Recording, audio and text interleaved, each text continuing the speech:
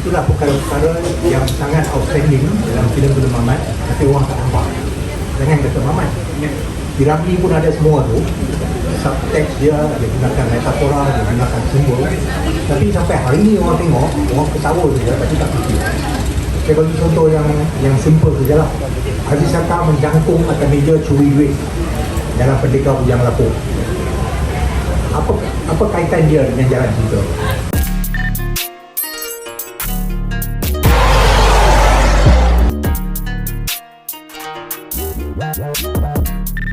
Memiliki mitos dan sebagainya, seperti Joseph Campbell, Misia Iliade, Ferdinand D'Souza, Vladimir Propp, banyak.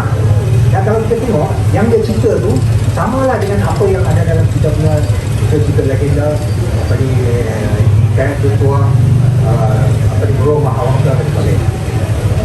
Terima kasih Pak Hassan. Kita tahu karyawan filem yang something ni, dia menyampaikan pemikiran dan kritikan mereka di dalam filem. Okay? Kalau kita tengok Rahim Razali, Datuk Rahim Razali, dia nak menyampaikan tentang perubahan golongan pertengahan Malaysia dan pasca dasar ekonomi baru melalui Abang. Kemudian matinya seorang patriot, kan, bagaimana nak mengekalkan jati diri Melayu, kan, matinya seorang patriot.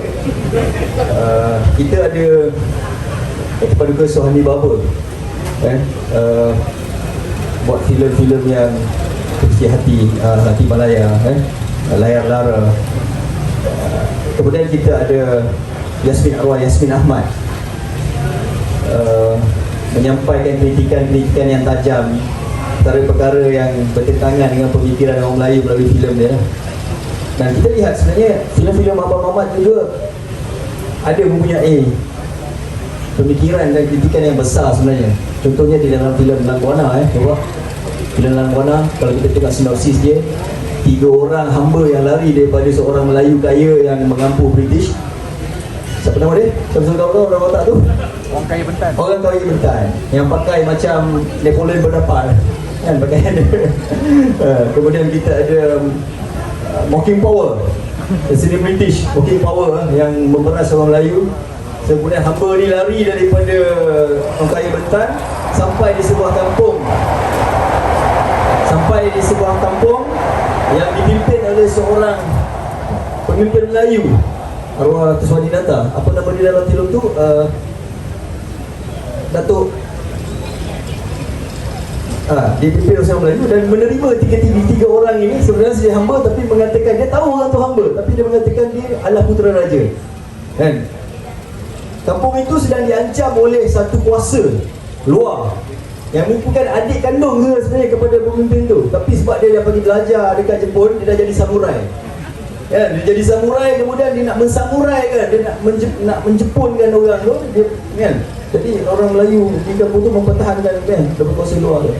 Saya rasa itu statement tu je cukup menunjukkan betapa beratnya Lang Buana tu, kan. Beratnya Lang Buana, senario yang kita ketawa-ketawa tiba sampai pada Abang Mamat.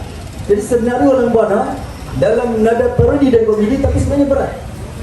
Kalau kita tengok sampai habis, orang Melayu akhirnya bila Sultan datang, dia bukannya 4 betul siku di ending filem tu, kan. Boleh Bapak jelaskan pemikiran bagaimana Abang Mamat boleh buat nak merupakan satu statement sebenarnya, pemikiran dan kritikan yang keras dalam satu karya yang begitu santai. Dan anak saya pun boleh terhibur dia. Yang sebenar dia berulang balik macam Bapak cakap tadi. Maknanya ilmu bantu Mamat tu kuat. Kalau kita tengok balik Lang Buana tu, jalan cerita tu lebih kurang 7 samurai, tapi 3 orang dia tak guna pujuk. Dan lagi satu, pada saya Mamat Melayu dia kuat. Saya bukan racial, bukan apa, tapi kekuatan semua filem Mamat ialah filem dia bersunat. bersunat dalam kata quote unquote, maknanya filem-filem itu filem yang bersunat Melayu dan juga filem-filem yang bersyahadah. Maknanya watak-watak tu semua bersyahadah, lain dengan watak-watak yang kita cipta just for the sake of character. Kalau nak rumuskan balik macam satu soalan yang Ali tanya tu, saya sudah, kalau saya jawab pun nampak sangat pula macam boyo saya nak melebih-lebihkan Mamat. Tapi saya rasa macam di situlah kelebihan Mamat, dan saya akui saya pun tak dapat, belum dapat lagi ketika dia hidup tu sampai ke peringkat tu. Maknanya kefahaman dia tentang budaya Melayu, tentang siapa itu Melayu, sejarah Melayu, dan kerana kekuatan itu yang membuat Mamat boleh berkarya. Kau bagi apa genre-nya, baik dalam bentuk komedi ke, baik dalam bentuk dia boleh ambil senario yang kelakar tapi dijadikan disunatkan jadi Melayu. Kerana pada bapa dia, kekuatan Mamat itu ada. Dia memang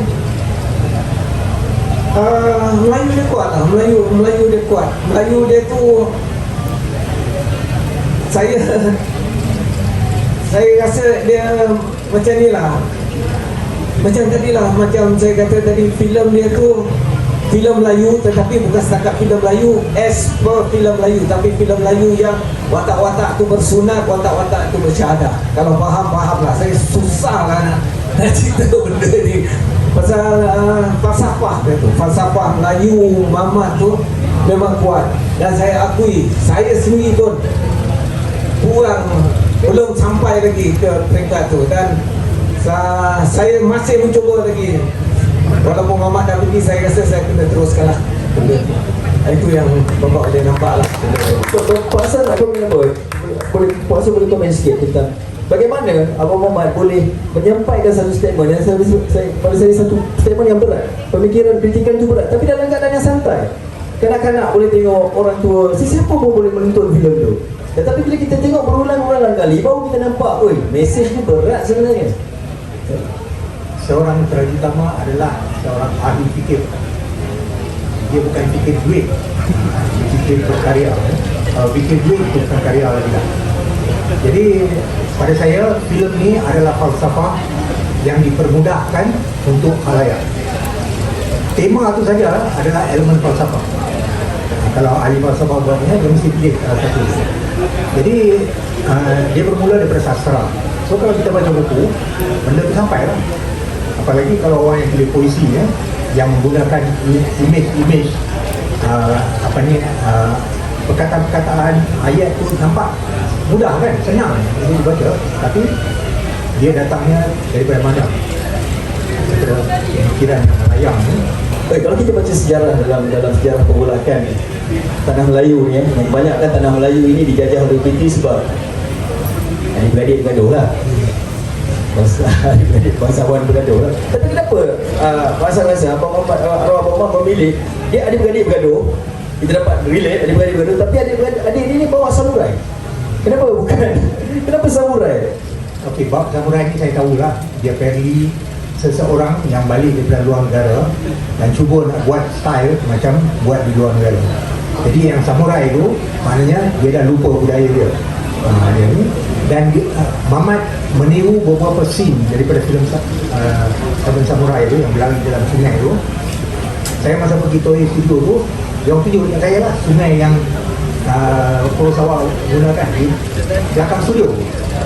Jadi dia akan pilih beberapa scene untuk seakan-akan macam satu komik. Piramli pun buat macam tu. Piramli banyak influence dengan filem Kurosawa. Rashomon terutama waktu tu dalam filem pertama dah ada dah Penari Beca. Bila Pak Haji dalam beca di awal filem, lepas tu ada POV, kamera bergerak, tunjuk tadi pokok-pokok kan, muzik dia tam tu Rashomon tu. Masa tukang potong pokok tu kan, dia jalan 22 minit tau. Saya time bukan ada apa, dia berjalan je. rupanya Rashomon adalah tentang sinema. Ramai orang kata, oh ini tentang kebenaran lah, bukan. Dia tentang sinema. Dan awal tu 22 minit dia kata, inilah sinema sebenarnya begitu. So editing dia, kita ingat ada dalam 6 atau 7 shot, sebenarnya 20 lebih shot. Itu pasal dia dikatakan the best editor in the world. Piramli kopi yang tu dalam Sendera Padi, dia tengah lari dalam hutan tu kan, dia sebenarnya running on the spot. Macam mana kita tahu? Ada saya handle kamera, kita tahu lah. Kalau orang tu berlari, kalau kita nak ikut dengan kamera, tak boleh, dia mesti go out of frame apa semua. Dia sentiasa dalam frame. So dia orang potong apa ni, pokok, ada yang lari ke depan, ada yang lari ke belakang, kita kan tak nampak kan. Ini cara dia bikin. Lepas dia potong di tengah-tengah, yang pokok tu tutup frame, dah pergi ke shot yang lain. Orang pandai. Jadi orang pandai meniru, berbeza dengan banyak pengarah sekarang ni lah, yang dari zaman sekarang ni kan, yang meniru rupa macam filem Hollywood, filem Hong Kong. Tapi Piramli buat, tak tahu dia tiru daripada mana. Dia advertisement sendiri cakap dengan saya. Dia kata dia ni kamu kuat kaki kopi, dia kata. Tapi kita tak tahu daripada mana yang dia ambil. Kerana dia ubah. Jadi apa tu, saya ingat satu scene di mana pekerja di bawah Syamsul Gau-Gau tu kan, dia kata apa, asyik-asyik bagi buah, asyik-asyik bagi buah. Upah ada gaji dia. Upah dia. Dalam rock bro lepas 20 tahun dialog yang sama keluar. Dia orang pergi menyuling dekat expo kan, kali dengan petai ni. Maknanya Rockers pun dia kena maknanya nothing change. Itulah industri. So semua filem ramai adalah tentang industri filem Malaysia. Kita boleh nampak elemen-elemen daripada zombie kilang biskut, zombie kampung pisang, yang dia orang lari masuk balai raya tu Finas lah. Tu yang ada bendera-bendera tu kan. Ingat Finas boleh tolong. Rupanya Finas pun 2 kali 5. Itu yang naik atas meja, yang jolok zombie turun tu, lepas tu dia freeze kan, tubuh negara tu kaitan dengan apa? Finas pun nak buat filem negarawan. Apa ni, filem kenegaraan. Oh, dahsyat dia akan beli. Dan ada seorang perempuan bawa bendera. Masa tu KSU di Kementerian Perdagangan perempuan. Jadi kalau kita faham, kita boleh nampak macam-macam yang diambil. Lepas tu yang ada seorang tu duduk dekat tingkap, di Sofi ni kan, duduk dekat tingkap dia, attendant, dia bukan doktor. Dia tenen pada siapa? Nanti tidak lagi saya sebab dia ada SPM. Ya. Dia selalu kata, oh aku hanya ada SPM, aku kata kan. Itu Mamat lah. Mamat ada perusahaan dalam filem. Okey, so yang Sofi Jikan tu, dia attendant. Attendant ni lama bekerja dengan doktor. Dia tahu lah.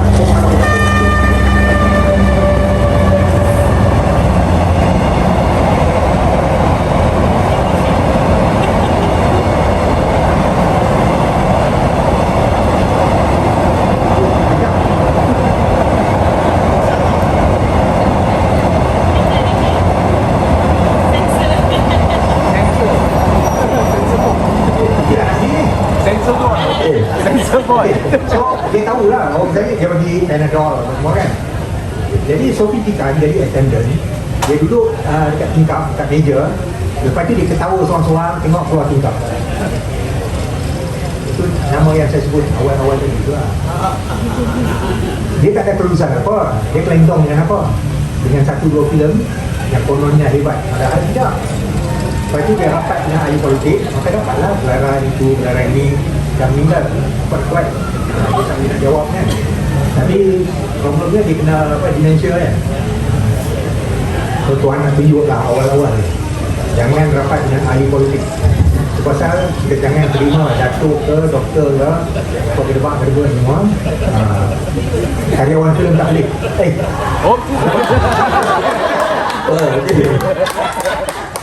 Okey, kalau kita nampak jelas. Jadi Abang Muhammad dia memilih tema-tema. Sebenarnya dalam kritikan tema filem tu untuk mengkritik tentang industri hiburan.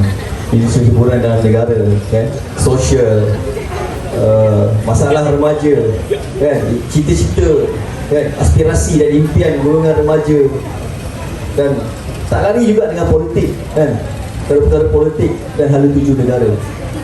Saya suka bahasan sebut tadi tentang filem Apocalypse X. Saya sendiri ada pengalaman duduk dengan arwah Abang Mamat dekat restoran kayu di Ampang. Saya tanya, saya sangat teruja bila saya dapat tahu Abang Mamat nak buat filem Apocalypse X, sebab saya Star Wars punya fanboy, kan. Jadi saya buat manga, saya dengan kartun manga. Jadi bila Mamat dia kata dia nak buat filem Apocalypse X, dystopian movie, kan, filem yang selepas perang nuklear huru-hara, kan. Saya terbayang kan, saya dah nampak macam Mad Max lah, macam filem Mad Max. Tunggu-tunggu tak keluar. So saya tanya Abang Muhammad, kata dia ambil estimate on CGI, dia kata filem tu ada CGI, jadi ada masalah CGI tu kan, jadi gambar sikit keluar. Jadi saya nampak masa tu arwah Abang Pian Habib menjadi pendeta, kan, macam Master Jedi, kan, dengan pakaian dia macam kemudian watak-watak remaja macam filem Crow Zero, kemudian bangunan pekeliling itu jadi satu tempat syuting, bangunan flat pekeliling jadi tempat syuting. Sebenarnya kita nampak dalam filem Apocalypse X ni, dia Abang bukan sahaja bijak mencari satu tema, tapi production filem tu sendiri, kan, dia punya pakaian, kan, dia punya prop, dia punya suasana. Walaupun filem tu tak berapa menjadi di panggung, kan, tapi dia jadi sebuah filem yang cult. Dia ada peminat-peminat yang sendiri. Dan kalau kita tengok filem tu, dia tak jauh beza pun macam cerita Mad Max dan sebagainya, kan, sampai, kan. Jadi dia bukan sahaja bijak untuk bermain dengan filem-filem santai, parodi, kan, tapi bila dia buat filem science fiction macam tu pun menjadi. Bapak, apa yang pengalaman Bapak yang Bapak sendiri adalah seorang pengarah, assistant director, benda tu technical side, Bapak boleh jelaskan bagaimana Abang Mamat mempunyai itu? Saya tarik balik perbincangan yang tadi sebelum kita. Moderator tanya macam mana kerja dengan Mamat, tanya Amin, tanya Dewa, tanya Yop.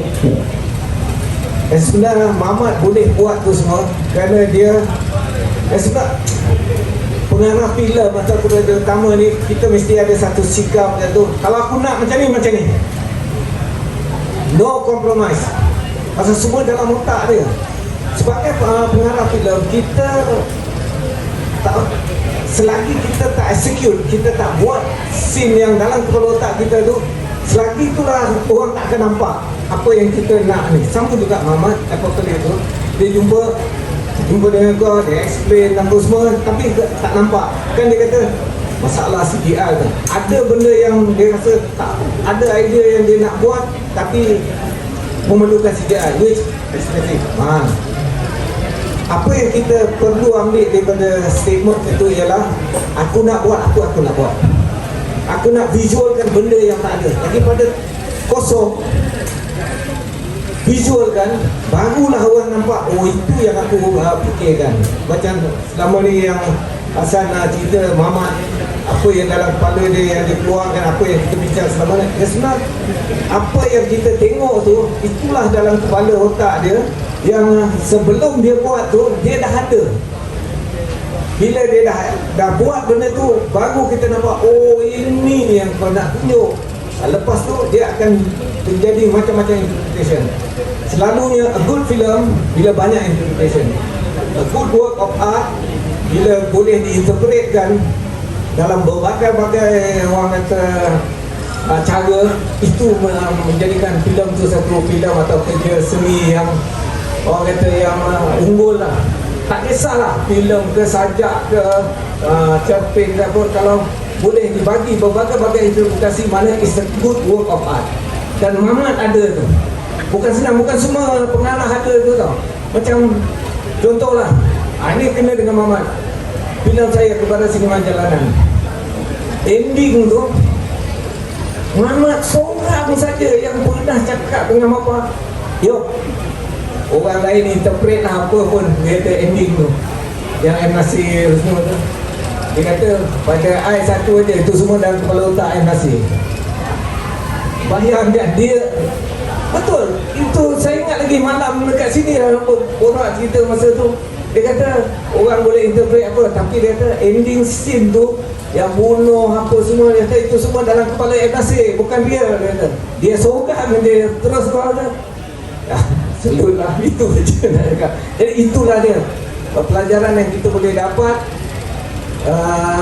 Maknanya kau buat apa yang kau nak buat, dan apa yang kau hasilkan tu dia boleh membuahkan macam-macam implikasi. That means it's a good work of art. Kalau hanya satu aja, then it's fail lah. Itu dia. Terima kasih.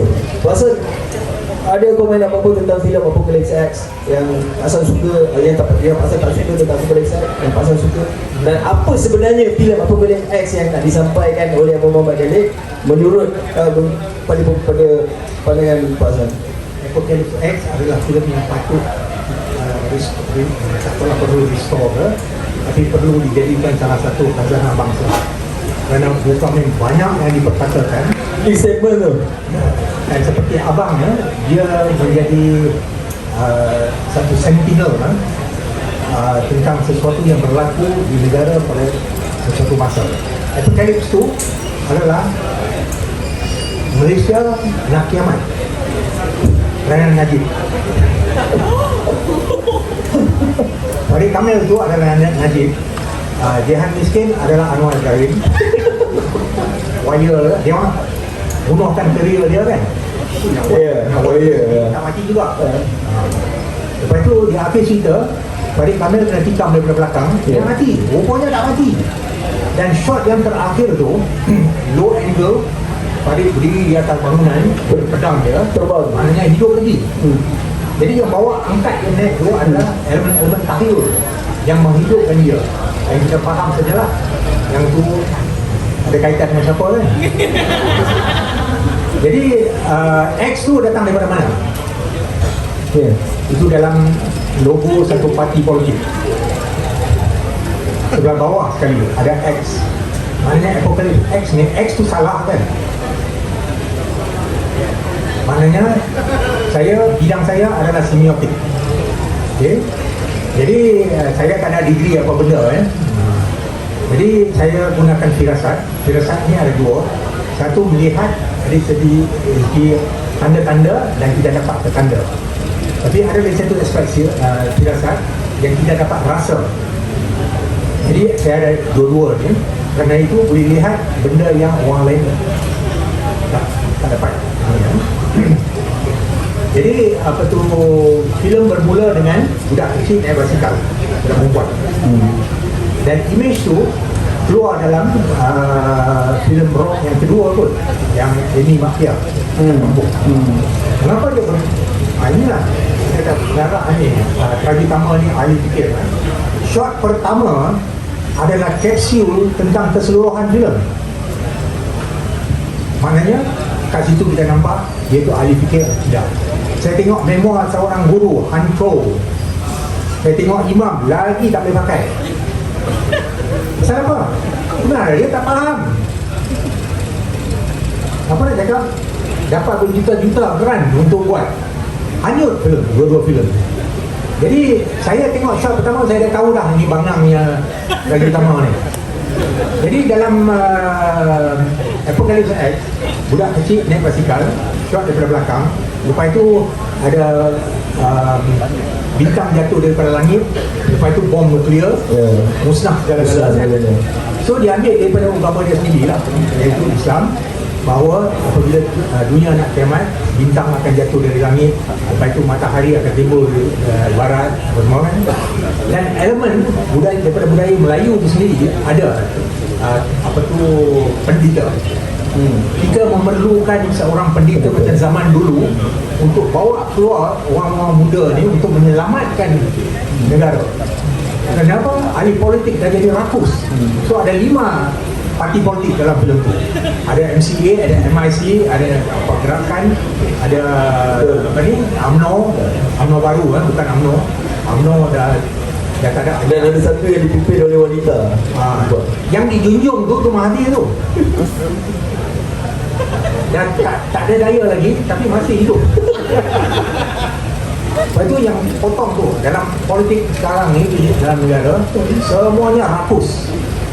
Tak ada rupa Melayu, tak ada rupa Islam. Itulah kita dia. Sangat powerful lah dia punya statement yang dia buat dengan menggunakan apa yang dipanggil sinema. Tahu sinema tu apa? Tak tahu bang ni. Ini very deep philosophy tau. They go all the way back to ancient times. Baik, Pasal, terima kasih. Okey, itu last round. Kita tanya soalan yang relax. Pak Nasir pilih 3 filem Abang Muhammad yang Pak Nasir suka.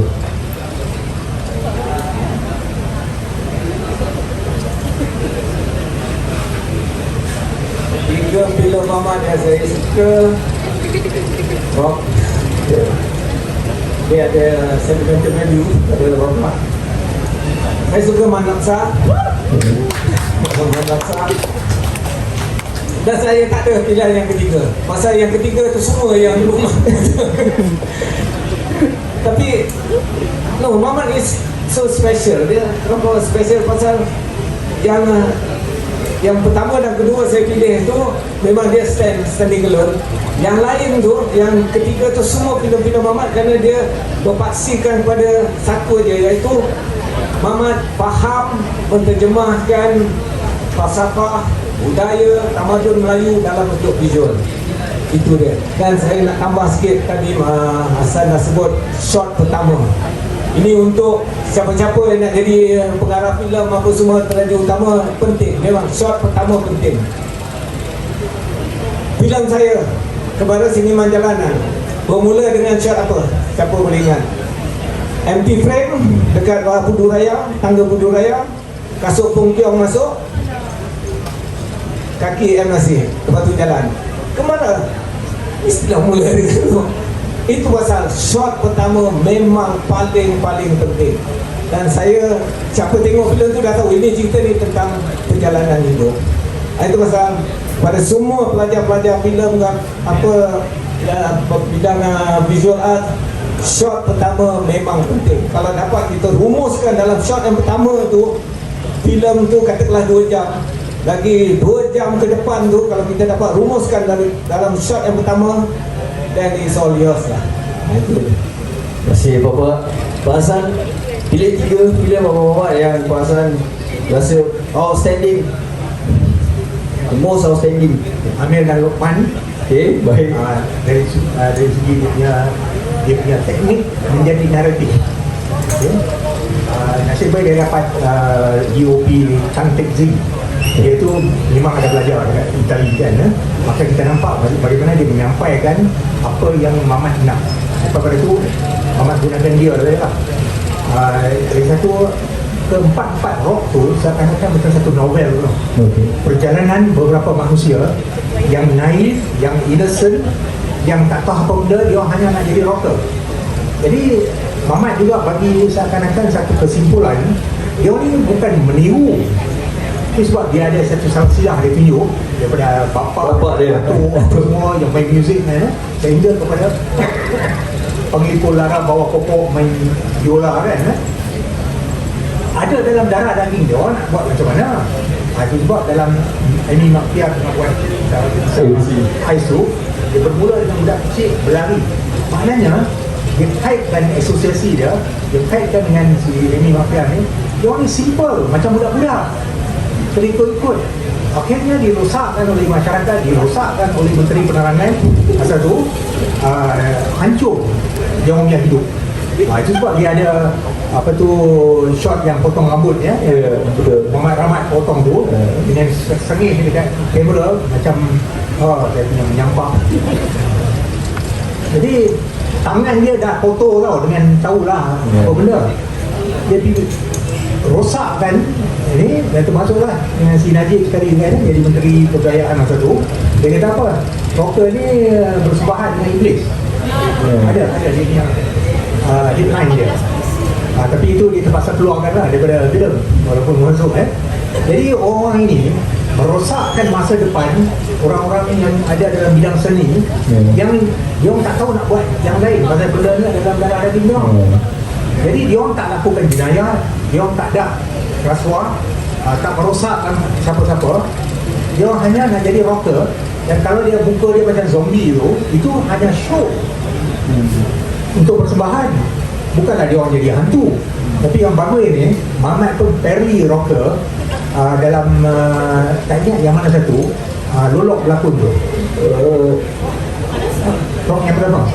Ya, itu zombie yang pisang. Yang arwah Lolok jadi rocker. Arwah pisang yang dekat LRT Victoria Train tu. Jadi dia orang 3 rocker sesat jalan nak pergi kampung Cempedak sudah sampai dekat kampung Pisang. Jadi lepas tu tiap kali tu dia orang berhenti posing macam rocker. Sekali kita pandang sebiji macam zombie. Tu dia pilih rocker ni rupa kau tak lain macam zombie. Itu secara tersirat lah. Okey, satu lagi, baru 2. So semua ni, yang 3 ni hantu Kak Limah. Hantu Kak Limah, shot pertama, ingat tak apa dia? High angle, itu nama dia God's Eye View, Tuhan memandang. Satu perahu dengan beberapa orang Melayu. Mula-mula orang Melayu datang ke Semenanjung melalui sungai.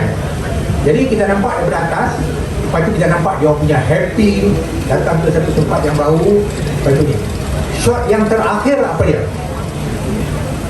Dia buat kesimpulan. Dia orang datang cari penghidupan yang baru, nak cari rezeki. Tapi apa yang terjadi? Shot terakhir apa dia? Muda dengan siapa nama tu? Yes, Kupang tu. Nama dia apa? Arab. Arab. Arab. Okay. So apa ni, dia orang tengah cebok apa tu haram kan. Itu adalah pekerjaan yang sangat-sangat terendah. Kau dah miskin papa ke dana, itulah kerja kau buat. Apa jadi yang mula-mula tu datang cari rezeki untuk maju dan sebagainya. Kali Melayu dah sampai ke tahap itu, maka barulah saya nampak terang-terang Mamat sampaikan. Ibu dah tanya, kau tahu tak apa pasal Melayu ni susah sangat nak maju? Jadi ditanya siapa dia Kupang? Dia Kupang. Dia tak tahu. Pasal sebelum tu dia tengah cakap, kau tahu tak, aku kalau Lani ada di Kuala Lumpur macam tahun berapa ke, aku tengah makan lamb chop chicken chop apa dia. Jadi di situ datangnya dialog tu. Dia kata, kau tahu tak apa pasal Melayu susah sangat nak maju? Dia kata, tak tahu. Dia kata, asyik tu ingat yang dulu-dulu. Tu dia cakap. Maknanya asyik Tan Sri, Datuk dengan apa lagi bercakap pasal bukan Datuk ni tau, Kesultanan Melaka, Hang Tuah, apa ni semua. Dia tak fikir untuk ke depan. Asyik-asyik ini mesti beradab apa semua, tapi dia orang sendiri tak ada adab. So itulah filem tu yang menampakkan kepada saya yang marahnya Mamat, sedihnya Mamat yang ada dalam diri dia, dan menyampaikan. Cuba tengok production design scene yang terakhir tu, kau ni dahsyat tau. Saya ingat tak adalah pengarah tempatan yang boleh buat tu. Jadi Mamat sendiri buat production design. Saya ingat dia ada art director lah yang menjalankan dia punya ni. Dan apa ni, Manam Karaoke pun bagus. Oh, kau tak nak bantu kami beli ni? Okey lah, aku curi kau punya speaker ni. Sampai tahap macam tu. Jadi apa tu, Namron ada buat satu filem Jalan Pintas. Ya, Jalan Pintas. Apa yang Piramli cakap dalam Pendekar Bujang Lapuk, situasi tak berubah sampai Namron buat filem. Melayu yang dah maju tak bantu Melayu yang tengah struggling. Lepas 60 tahun, 70 tahun, nothing change. Dan itulah yang kita nampak juga dalam Manam Karaoke. Terima kasih saya ucapkan kepada ahli panel kita, Pak Nasir Jani dan Pak Hassan Muttalib. Kita ada sikit masa lagi, lebih kurang dalam 15 minit. Saya buka kepada adik-adik daripada Aswara ataupun tetamu-tetamu jemputan yang kita ada pada ini untuk beri pandangan atau soalan kepada ahli panel kita. Adik? Terima kasih. Baik. Saya nak tanya pendapat pada Encik Hassan tadi.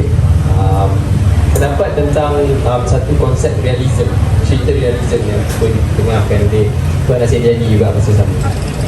Adakah benda tu sebenarnya menampakkan keestetikan satu cerita, tetapi masa pun nampak juga keburukan kerana kita buat realism. Jadi apakah dia merupakan satu yang bertentangan dengan konsep filem yang mana adalah untuk menampakkan keindahan, tapi masa sama kita menampakkan realism yang mana nampak keburukan. Jadi macam mana kita nak balance dua tu? Jadi benda tu agak berat dalam untuk saya fikir juga. Jadi saya tak dapat tuan berdua.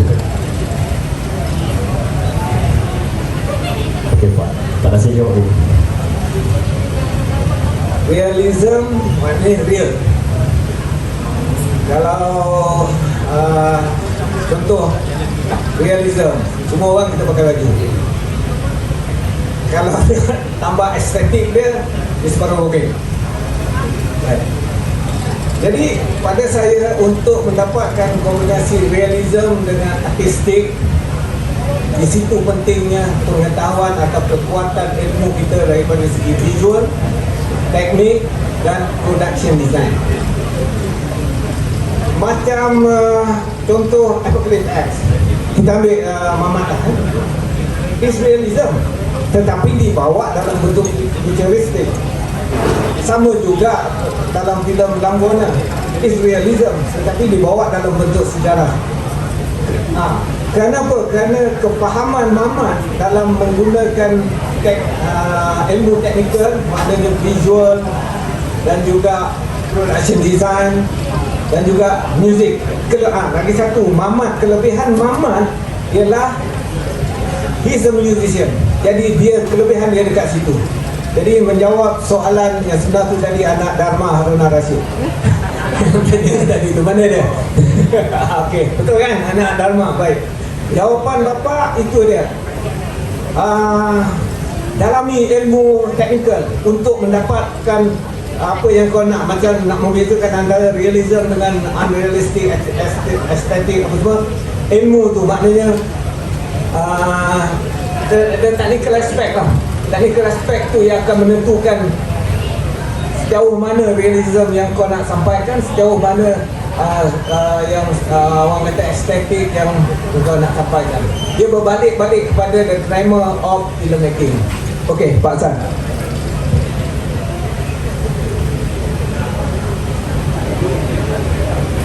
Kalau kita daripada universiti, kita kena jaga baik-baik. Perkataan realism ni dia ada kaitan dengan pergerakan dalam art. Dia bukan seperti yang dicakap tadi tu. Kalau kita cakap tentang filem, kita cakap realist. Dia ada tiga, realist, pendekatan realist. Kedua, classicist. Yang ketiga adalah formalist. So realist ni seakan-akan macam dokumentari. Kita nampak macam kita pasang kamera, tak ada susun apa pun, nampak macam real lah. Yang classicist ni macam filem-filem Piramli, bahasa dia tersusun, lighting dia kita nampak key light, dia fill light dan semua kan. Lepas itu semua nicely frame. Itu classical Hollywood daripada tahun 30-an sehingga ke 50-an, sebelum datangnya Elia Kazan dengan pengarah-pengarah daripada Europe. Kita nampak begitulah dia. Apa kita panggil 3-point lighting, key light, fill light dengan flicker, nampak jelas. Tapi realist punya approach tak nampak kat mana dia letak lampu semua, tu nampak macam biasa begini lah. Yang formalist ni adalah filem-filem surrealism, gothic dan sebagainya, di mana teknik tu menonjol. Termasuk lakonan. So kalau lakonan dalam filem gothic ni dia begini, Gothic horror. Kalau dia nampak tentu atau vampire atau apa lain. Itu nampak sangat dia. Tapi itulah pendekatan dalam filem Gothic, filem Frankenstein, Dracula dan sebagainya. Tapi Dracula di tangan Coppola dia jadi lain. Dia dah bawa kepada realist punya approach. Jadi terpulang kepada seorang terutama selepas dia dapat skrip, dia baca skrip, dia dah tahu lah ini genre ni apa. Misalnya apa nama, Alam-alam bulan mengambang. Muhammad kata ini noir. Saya kata ini bukan noir ni, ini Gothic.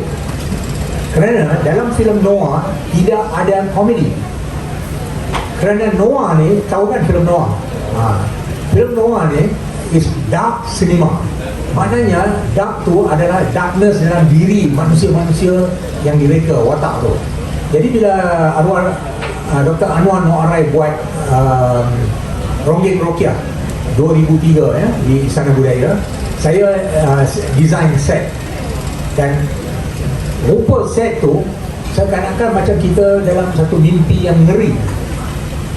Semuanya gelap ya. Jadi malam pertama Dr. Hatta Azhar Khan masa tu dia pengarah. Next show dia suruh bagi kasih naik lampu punya level, bagi terang sikit. Pasal apa? Semua yang duduk semua resah. Itulah yang dikendaki Anwar Noarai. Jadi filem noir ni, semua yang kita nampak tu seakan-akan satu mimpi ngeri yang dialami oleh watak dalam cerita. Dia nak percaya, dia tak tahu siapa yang baik, siapa yang jahat. Nak kata polis pun 2 kali 5 jahat. Itu filem noir. Jadi daripada filem noir ni datangnya influence dia daripada filem gangster. Jadi filem noir ni adalah sub-genre. Dan semuanya datang daripada sastra, elemen Gothic. Okay? Jadi influence lagi satu tu adalah German Expressionism, di mana very dark, very bright. Itu kita panggil chiaroscuro. Pelajar semua tentang tahu lah yang belajar film kan. Jadi elemen-elemen ni semua kita kena faham. Kita kena faham genre, barulah kita boleh berkarya. Jadi kerana utama. Tapi malangnya ada seorang tu dia angkat-angkat, dia tak faham genre. Kalau saya sebut nanti malu ni. Terima kasih pasal alhamdulillah, syukur kita dah sampai ke hujung buat bicara ini. Sekali lagi saya ucapkan terima kasih kepada panel kita, Hasan Jani dan Pak Samsul Talib kerana sudi untuk bersama kita berbincang, berkongsi pengalaman, kongsi cerita, membicarakan tentang filem-filem, terutamanya filem-filem yang telah dihasilkan oleh orang Ham dan Bawan Khalid. Terima kasih juga diucapkan kepada Sarang Anhar Suara yang menjemput kami, dan terima kasih kepada semua yang hadir di sini mendengar bicara ini selama 1 jam setengah. InsyaAllah terima kasih, kita berjumpa lagi untuk berbicara tentang film-film ini. Assalamualaikum warahmatullahi wabarakatuh.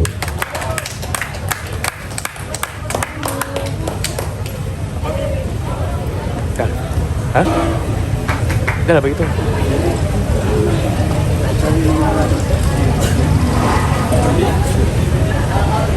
Untuk sekarang.